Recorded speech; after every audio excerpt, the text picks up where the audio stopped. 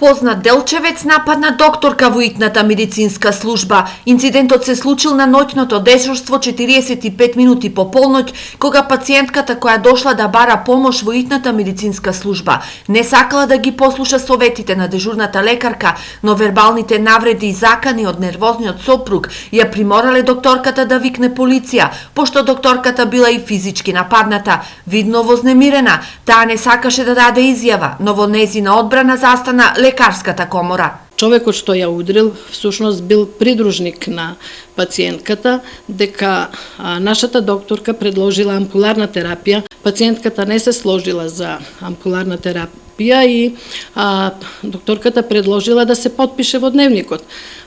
На тој начин, всушност, докторката сакала да се заштити себе си, пошто таа сметала дека треба да ја прими терапијата.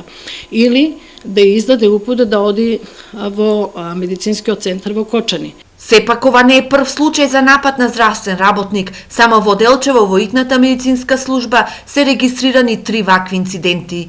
Не можам да кажам дека сите пациенти се тие што ги напаѓаат докторите. Во глобала пациентите се добри, дисциплинирани, не почитуваат како професија доктори и медицински персонал, меѓутоа неколку пати се случуваат вакви инциденти и во државата, а и неколку пати во нашата итна медицинска помош. Најчеста причина за вакви инциденти се некои пациенти кога доаѓаат на медицински преглед буквално се понашаат како да не се во здравствена установа, односно како да се наоѓаат во маркет и буквално ги искажуваат зборовите сакам тоа, тоа, тоа.